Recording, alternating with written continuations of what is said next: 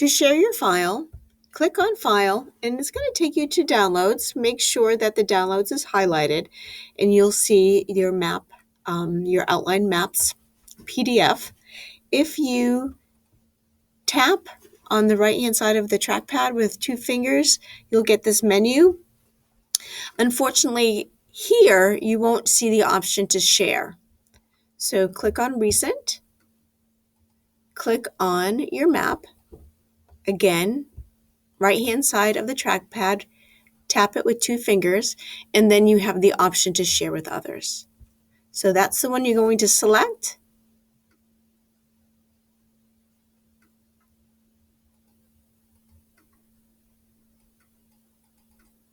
And when the pop-up loads, you will type in your teacher's name, and the teacher's address will pop up.